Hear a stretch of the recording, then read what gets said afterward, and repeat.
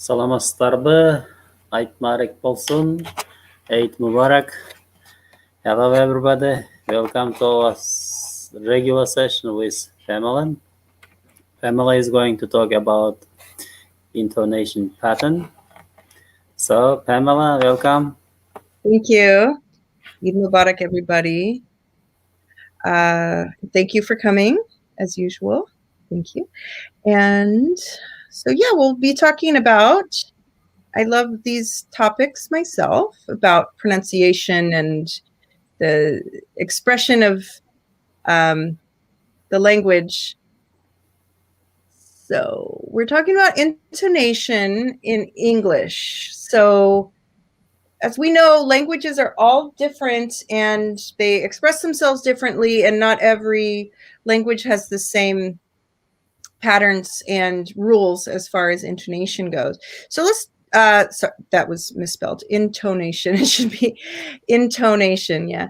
So what is pronunciation or stress versus intonation? So some languages, so let's just give a couple of examples, and these are, as you'll see, from a couple different continents, completely different from each other. Chinese, a lot of different dialects and different languages in China use tonal languages. Hausa from Central Africa, Thai from Southeast Asia, Zulu from South Africa, Navajo from the American, North America, Punjabi from the Indian subcontinent. So these are tonal languages.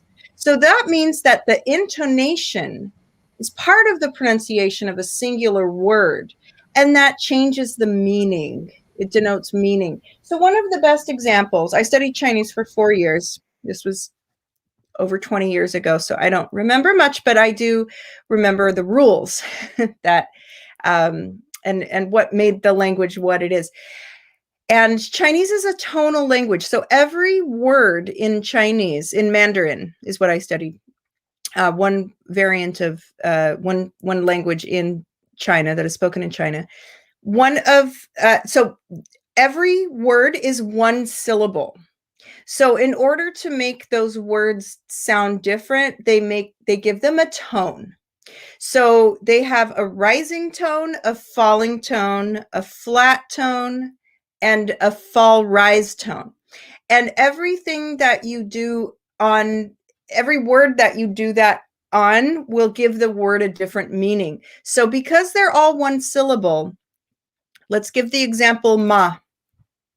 Ma. So in English or in any other language, you know, ma, in a non-tonal language, it doesn't matter how you say it, what the pitch is. In Chinese, in Mandarin Chinese, it is 4 different meanings if you say ma, ma, ma, ma. So the way that if you go up, ma, it has one meaning. Ma is a different meaning if it just stays the same. Ma is falling, and ma is falling and rising again. And those 4 different words mean mother, horse, to scold somebody, and hemp, which is a plant. So you see that in these tonal languages, what the pitch is and what the intonation is, whether it goes up, it goes down, it stays, it goes down, up, that is the meaning of the word. And as we're looking at these examples, as I said, it depends on, these languages just come up around the world, and there's not really a commonality between them, other than that's a concept that humans have come up with for communication and making the distinction between different words and how you pronounce them. So that's different from syllable stress, which we talked about a couple weeks ago, where you lengthen the timing of a syllable within a word. So the difference between a tonal language, like these languages, and a language like English, which is not tonal, which means that intonation, I spelled it wrong again here, intonation, I don't know why it's spelled wrong. Yeah, no, it's spelled right here now. Okay. Intonation is used to provide context and convey meaning within a longer phrase. So the stress pronunciation that we were talking about before was talking about one word. So remember we talked about words like languages. Languages. So you lengthen the syllable of the first syllable, languages, and then you shorten the second two syllables. That's one word that we're talking about, and that's what we're talking about with correct pronunciation in English.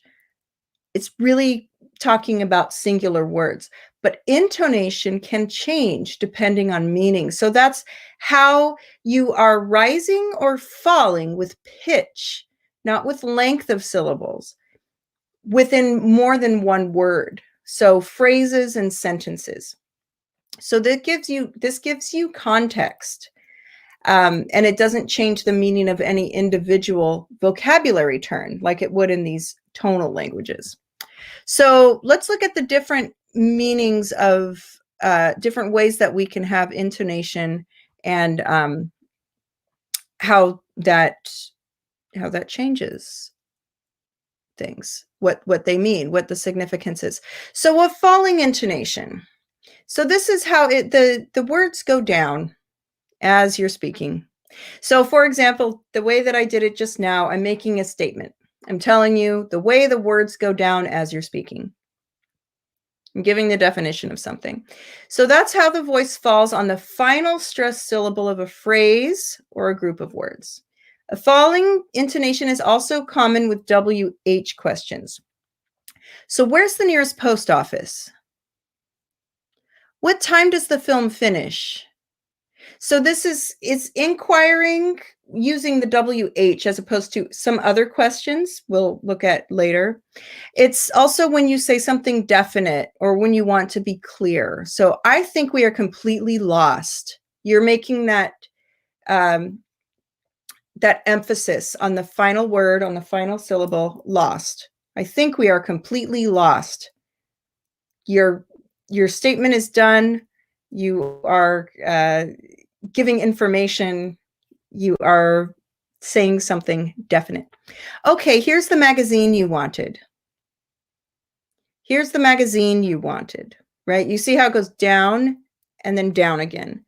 Magazine you wanted. So this is those kind of two main instances that you will talk about falling intonation. So again, as we were talking about the difference between a tonal language where the meaning itself is part of the intonation within a word versus the word wanted.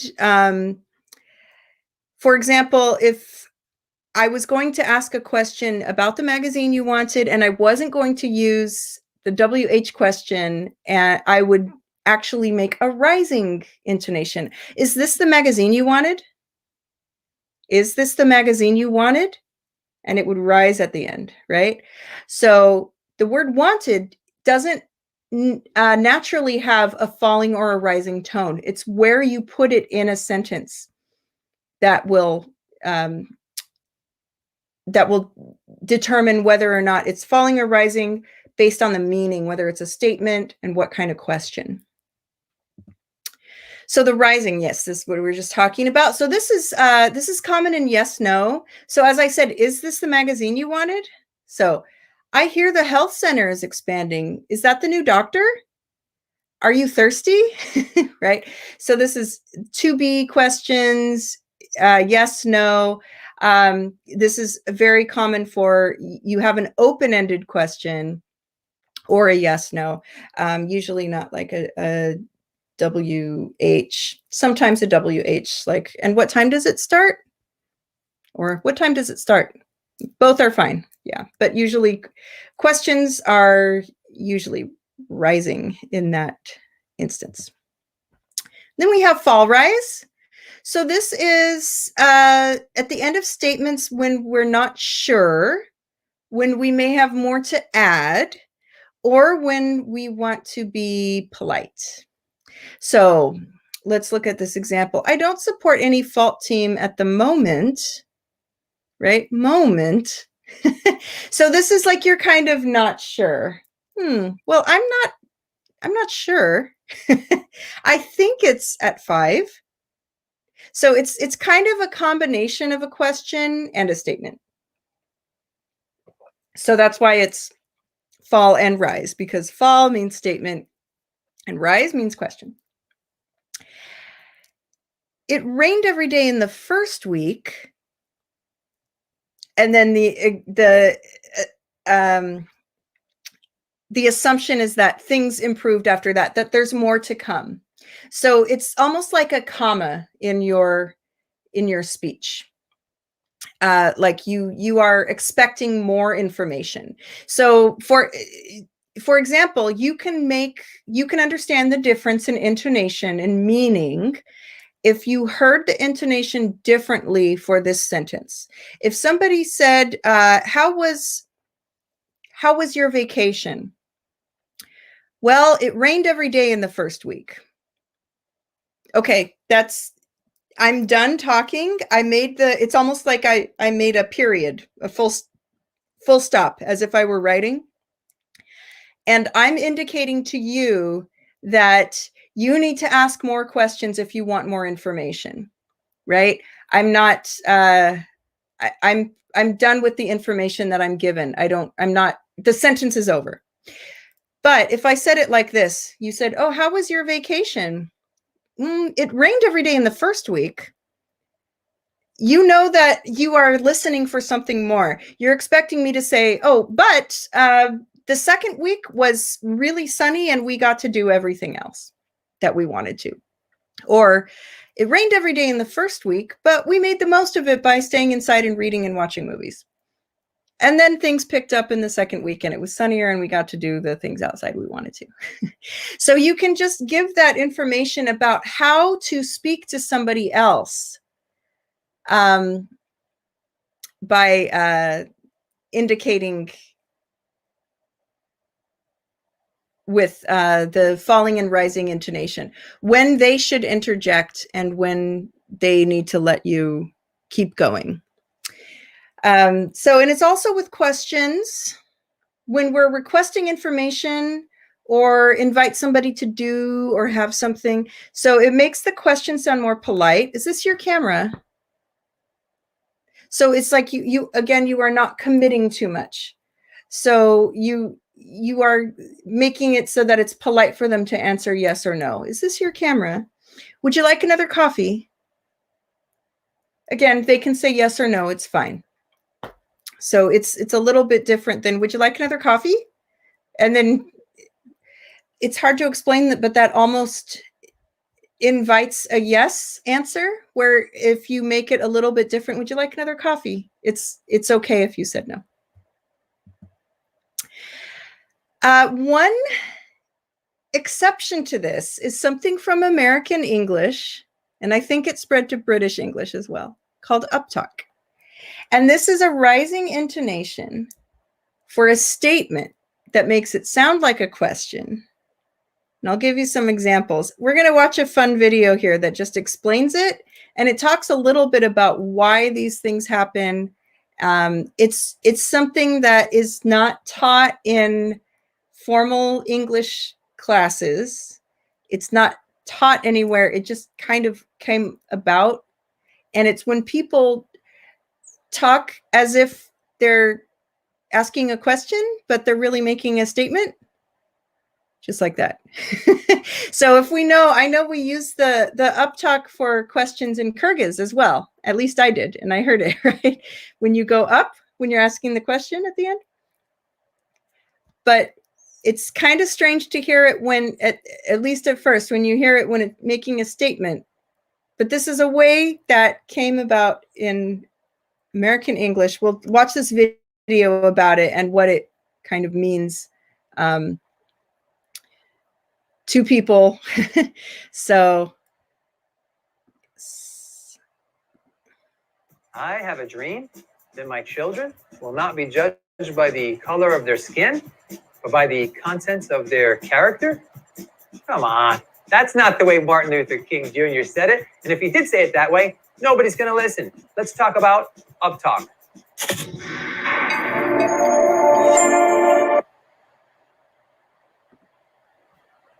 Sorry, I want to make sure everybody can hear. So let's start it over again. I think it was too quiet.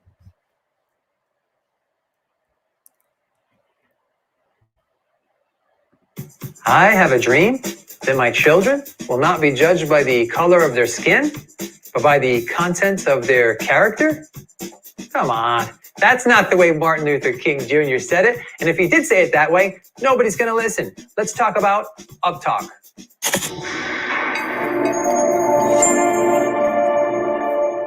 Hello, friends. I'm Alex Lyon, and Communication Coach is here to help you increase your impact to lead your teams with more excellence. And you're not going to be leading your teams to more excellence through uptalk. Uptalk is simply the sound of your voice going up at the end of a sentence or a thought instead of down where a period would be. This is a relatively controversial topic. On one side of the argument, people are saying, hey, uptalk is just a way to prevent someone from interrupting. If my tone goes up, it shows that I'm not done yet and I get to keep talking. Other people say it's invitational. It allows for that back and forth sound in a conversation. And others say, hey, it's just a way to check in, to sound a little bit more tentative, to see if people are following you. Now, on the other side of the argument, people say it's a bad habit that is hurting your credibility. One thing is certain, however, it is not gender specific. It's not something that only women do. There was a recent study by Reichard and Arvaniti that showed that even though women certainly do a little bit of uptalk, so do men.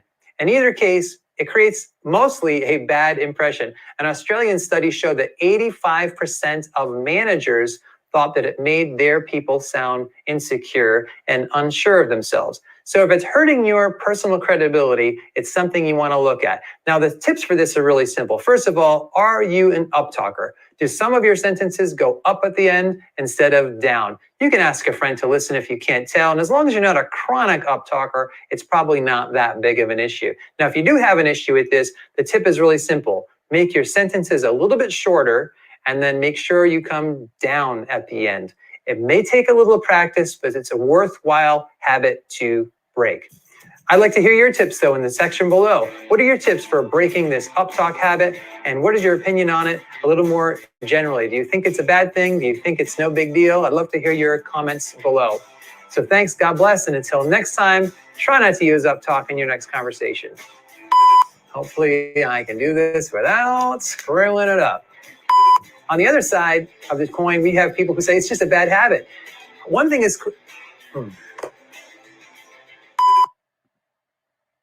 Okay.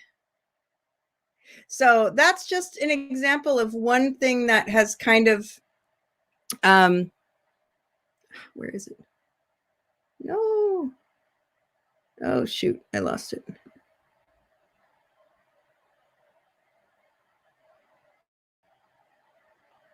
Ah, darn it.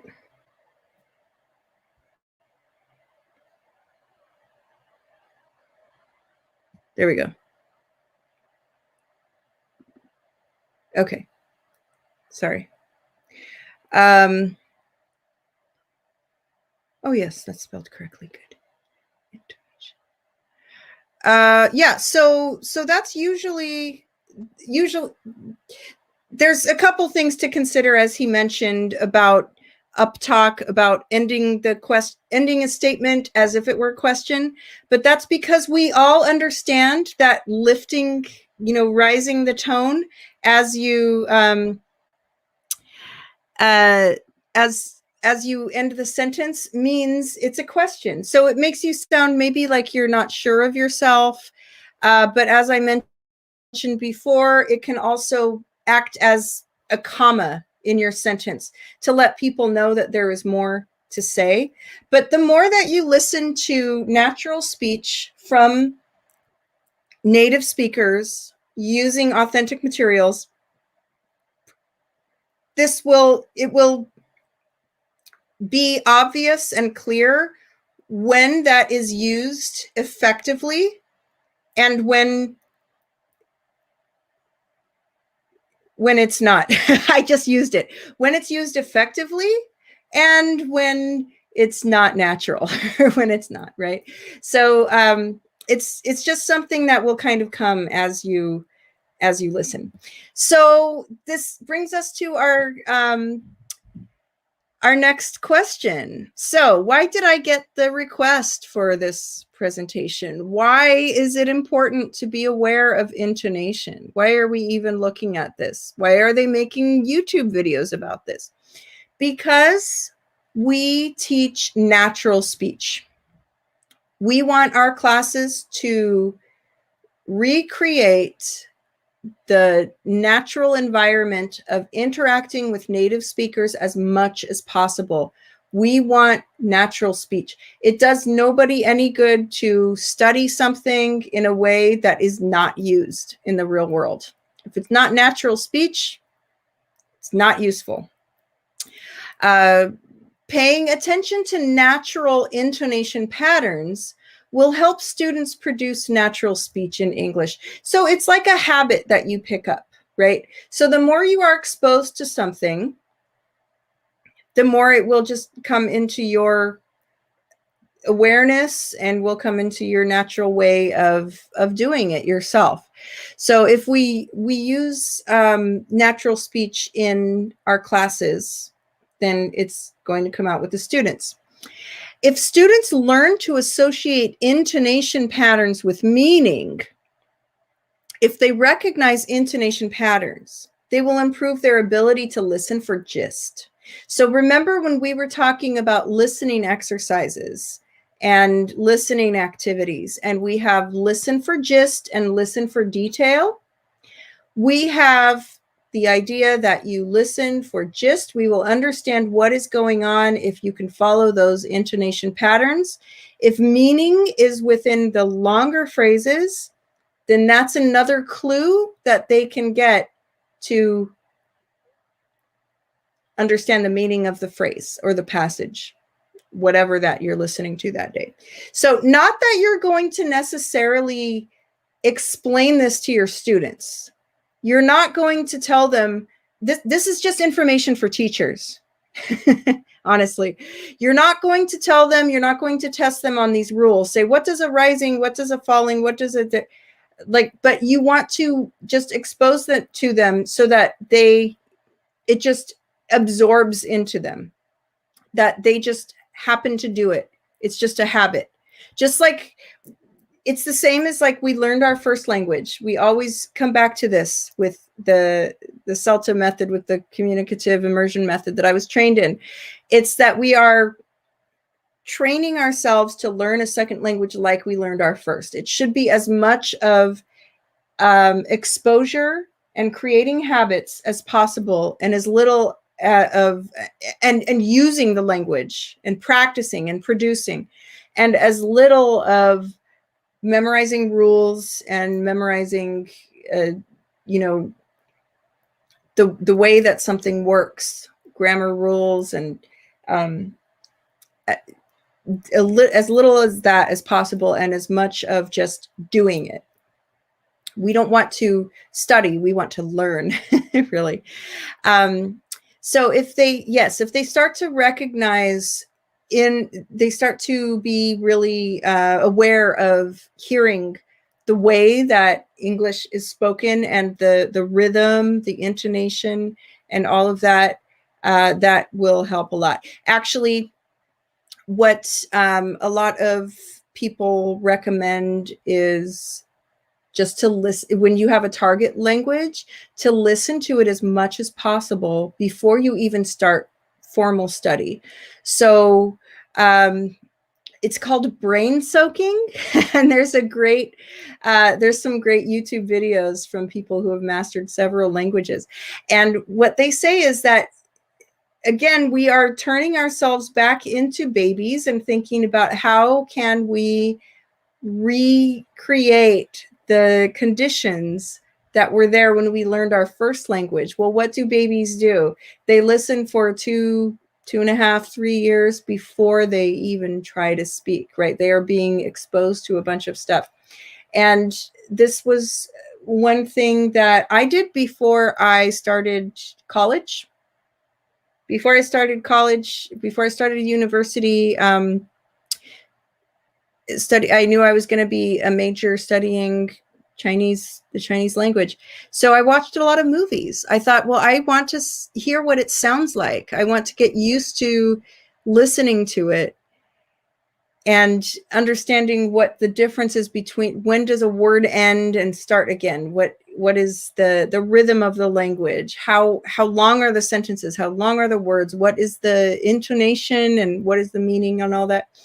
And I also heard from another teacher that I had worked with in Saudi Arabia that she had gone to Greece, and she said the first year she didn't study Greek. She just listened as much as she could to everybody. And then when she started actually studying it, she was ahead of somebody who had not done that because she was already exposed to how it sounded and what those rhythms and tones and the changing of the pitch, the intonation and everything was. So if you can blend those together, if you can have a lot of the exposure to the sound and to formal study and having them listen to it and then recreate it immediately, then that's great. That's what we are talking about now. So practicing intonation.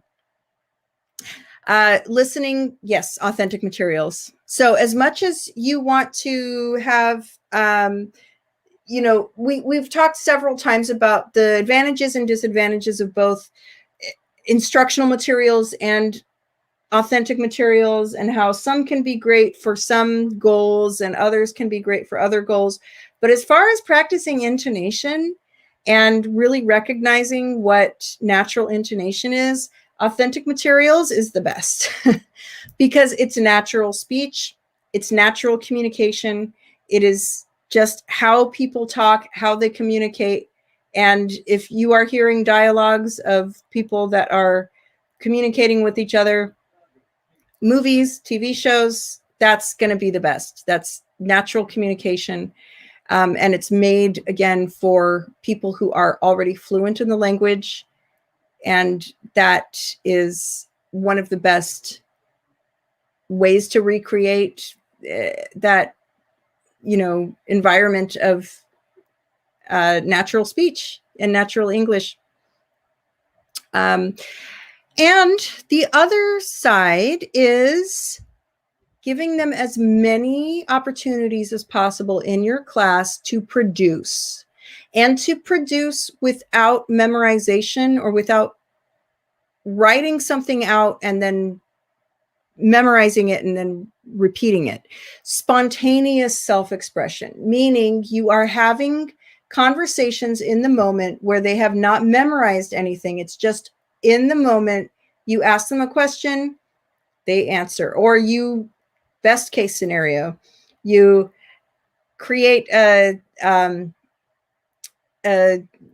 topic to discuss in class, and the students ask each other questions and have them answer. So if you have a question from one student and then an answer from the other, they can practice their expression using intonation, and they will be mimicking, what they have heard from authentic materials.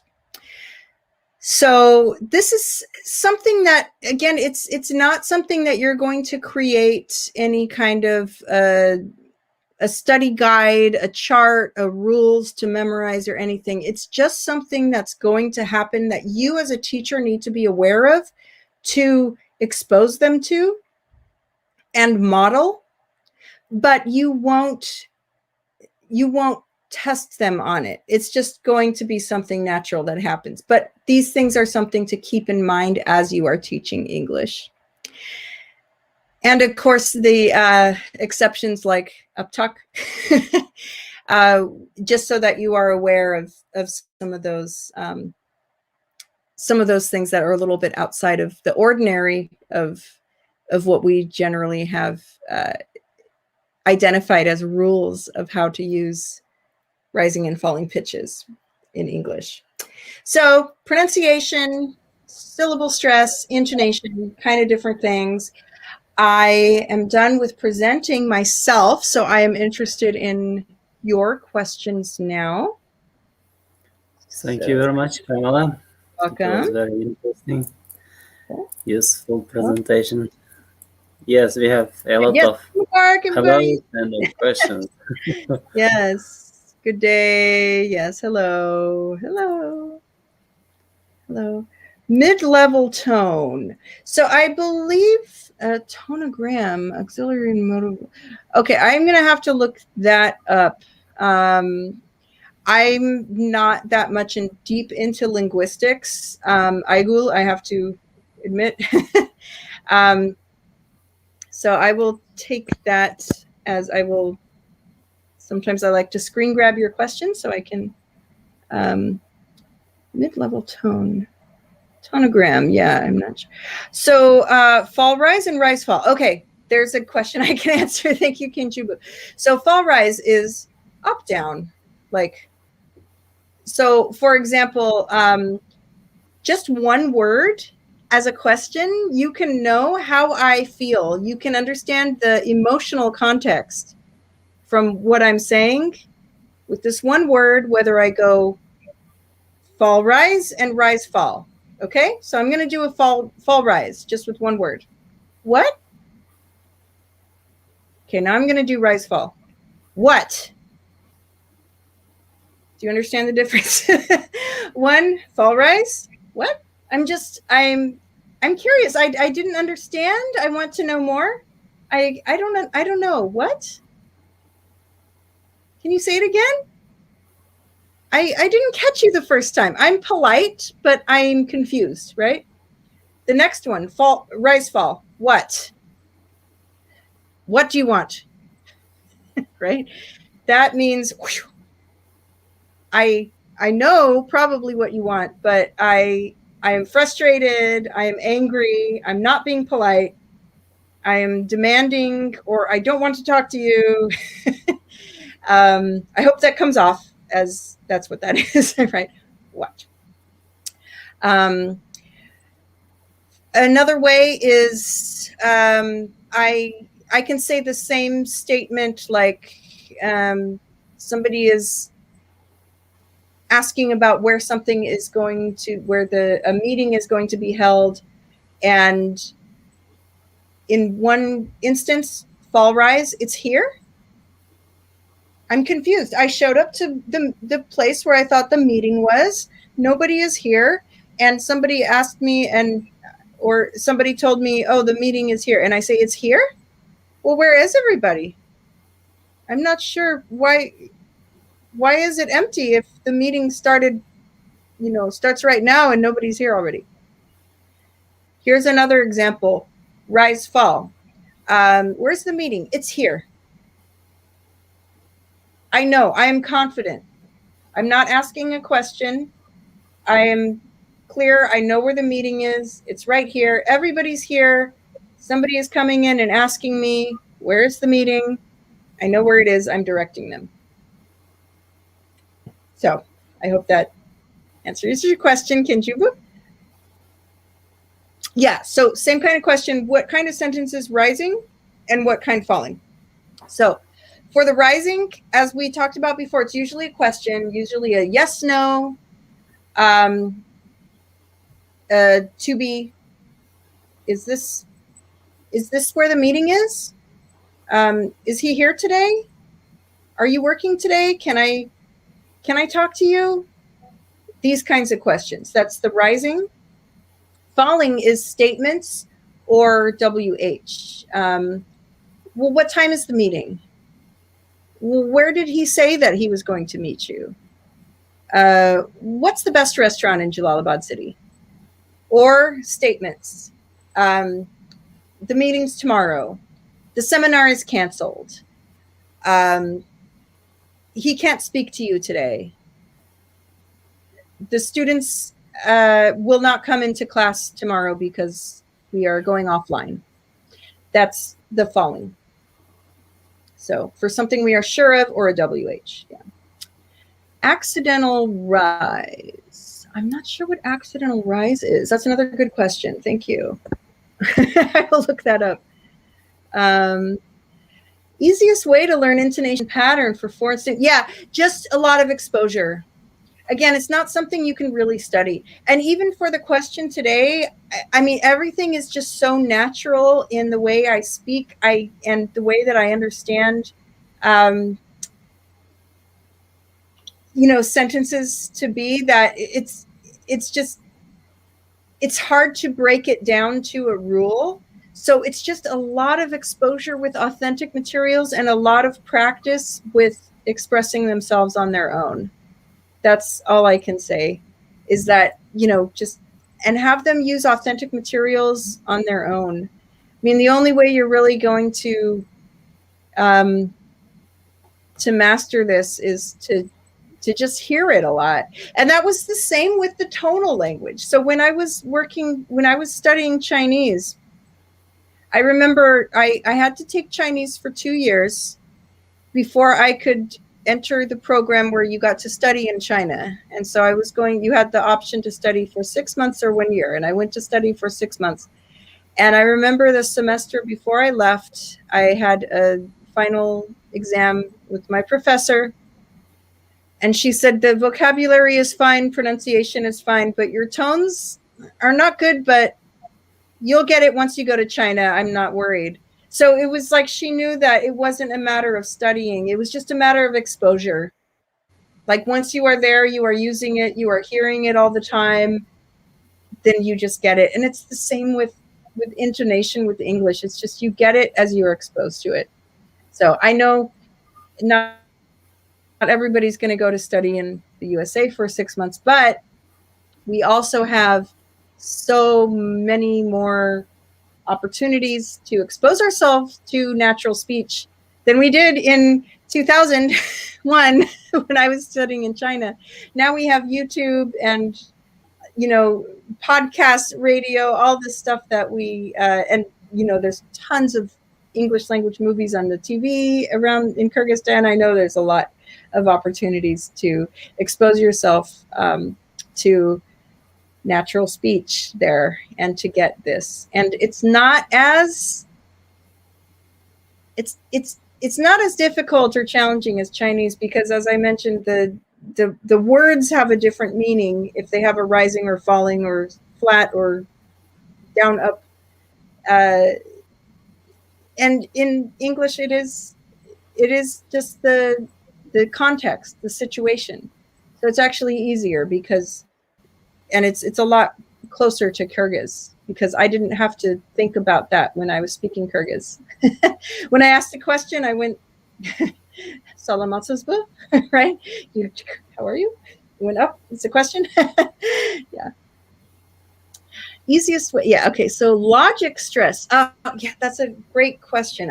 You guys know a lot more than I do about linguistics. I'll have to look into that as well. I'm not sure. Good questions. Thank you, everybody. Manas, do you have questions? Thank you very much, Pamela. Yes, I have a question. When I was in the United States, I had difficulties to pronounce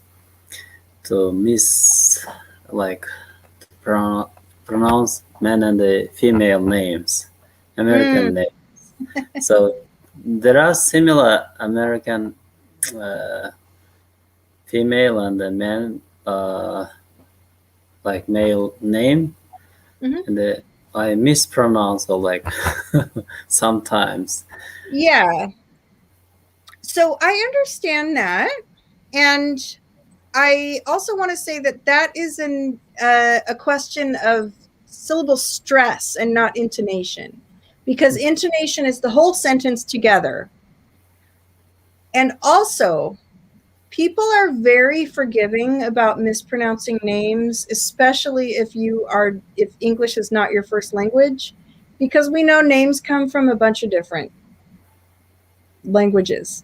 So if you show that you are really trying to pronounce a name correctly, people are forgiving. That's proper names of cities, towns, people, countries, streets. Those are very that's very common to make mistakes in, and people will understand, and they will still understand you. and they know that that's not the easiest thing to do. People are used to having their names mispronounced because it's just difficult for people to know. Because, you know, a name can be from any language, and if you're learning the rules, the pronunciation rules of English, then that's good for English. But if somebody has a name from a completely different language that has different pronunciation rules, then that will confuse you. So that's understandable. And also that's more of a question of pronunciation rather than intonation. Okay. And one more question about easiest way, best way to learn intonation. What do you think? Is it better to use like linguistic terms to teach intonation, like symbols, like Yeah. this, or mimes? Right. Yeah. So it depends. You know, you really need to know your students, and if they know the International Phonetic Alphabet and that works for them, they like using that, they understand it well, you can use that. That's not going to help for intonation so much, because the IPA is for consonants and vowels. Intonation is for pitch. Intonation is for right, like it's up and down. It's more musical. It's the tone of how you are speaking. So the IPA is not going to help with that. Gestures and just practicing a lot and exaggerating, that is what's going to help. And having a lot of those activities where they are producing things, they are explaining, they are expressing themselves in the moment to your questions, to discussions with other students, to answering questions. All of this practice that we talk about, getting good habits as far as grammar, pronunciation, intonation is part of that as well. And using, you know, new vocabulary, integrating into that. But I would say that the most number one is listening. Is really having those authentic materials and having it not just like you listen with something in the background and you're not paying attention, but listening with a purpose. We always listen with a purpose. Remember, we have a gist and we have a detail, but you have a reason that you're listening to the activity, to the material at that point. So yeah, Okay. stop there and then have the production follow, and be aware of all these things. And I will look into those questions, because some of these things I haven't really heard, or maybe I've heard of, but just called something different. So thank you for. Thank you very much. Mhm. So maybe I will let you know via WhatsApp what topic. Okay. Yeah. Next week. Next time, yeah. We also, yeah, I have, we talked about some different topics within soft skills before, that if anybody wanted to expand upon those, I have ones for time management, procrastination, getting out of your comfort zone, and then also things just to understand the role of English as a global language as opposed to other languages, especially ones that are disappearing, and what our roles are as English teachers. So if any of those are of interest, I already have them ready. Also, I want to let everybody know that we are looking at having a whole teacher training and certificate program in the summer once classes are out, and we'll probably have some of those topics there as well. So you would have to write papers and have some feedback that you are giving in order to get the certificate, but I think it would be a great learning opportunity for everybody who wanted to be part of it. So. Is this project for Jalalabad Oblast teachers, yeah, Pamela? Yeah, so it would be through the Peace Corps, but I think it would be I would be directing the one that would be Jalalabad Oblast, yeah. Only Jalalabad Oblast, yeah? So far, I think so, but I've got to talk to Peace Corps. I think maybe there could be collaborations, and we can do other, probably maybe Osh and Botkin as well. Good news. Thank you very much. Dear teachers and students, thanks a lot for joining us. I will be waiting for your suggestions, which topic you prefer to discuss with Pamela next week. Pamela, again, thank you very much. It was very useful discussion, presentation. Have a good night. Eid Mubarak. Eid Mubarak. Yes, Mubarak, everybody. Thank you. All right. Bye.